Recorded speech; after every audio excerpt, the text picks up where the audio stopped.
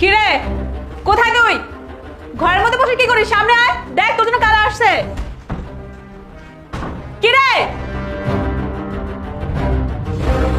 আসসালামু আলাইকুম ভাইয়া, দাঁড়িয়ে আছেন কেন? বসেন।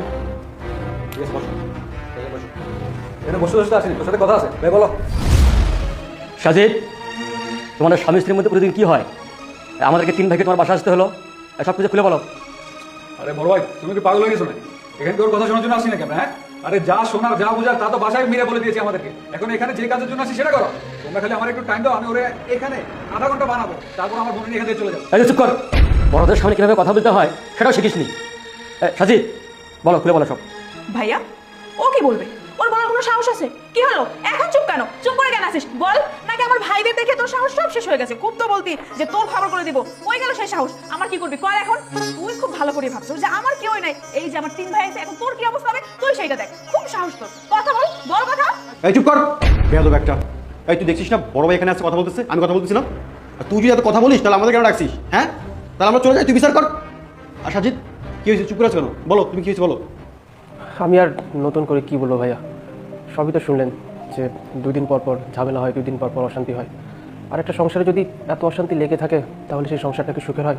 কখনোই হয় না। যত দিন যাচ্ছে ভাইয়া আমার সংসারে অশান্তি বেড়েই চলেছে। এর কারণ কি জানেন? আমার টাকা নেই তাই।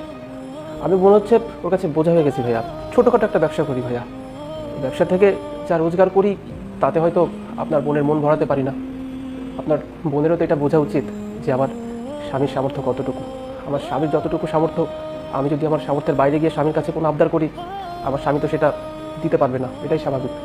আর সে কারণেই হয়তো আমি ওর কাছে যত দিন যাচ্ছে খারাপ হয়ে যাচ্ছি।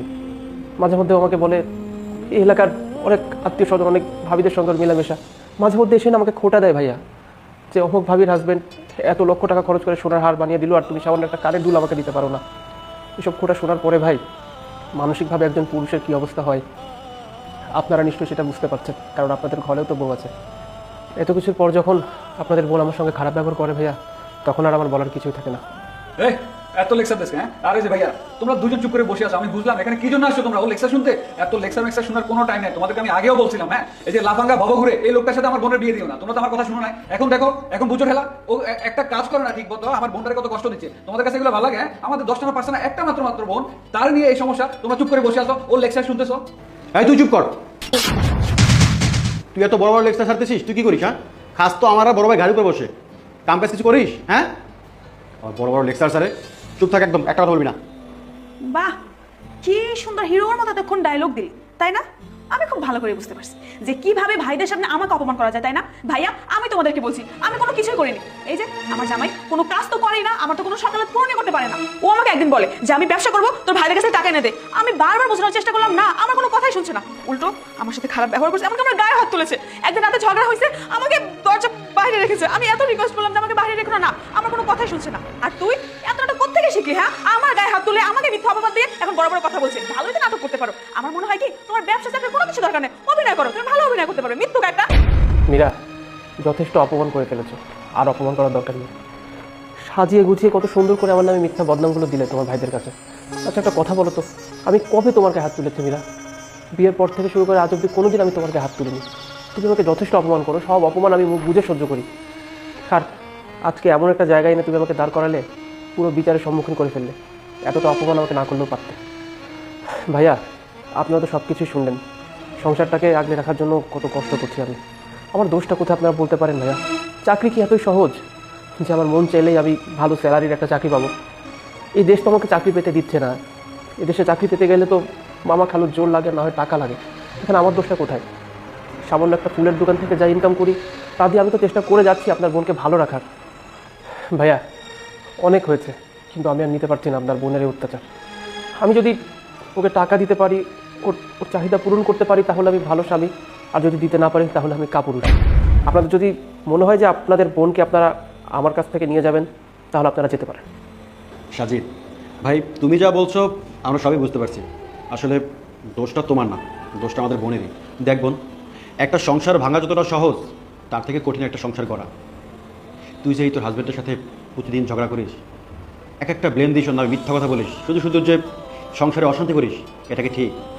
আচ্ছা, ধরলাম তুই আজকের ওর সাথে ঝগড়া করে তুই আমাদের বাড়িতে চলে গেলি, আমার ঘরে একদিন 2 দিন 3 দিন খাবি, তারপর তোর ভাবি তোকে সহ্য করতে পারবে না। বড় ভাইয়ের ঘরে সেম অবস্থা, আর ওর কথা কি বলবো, ও তো কিছুই করে না।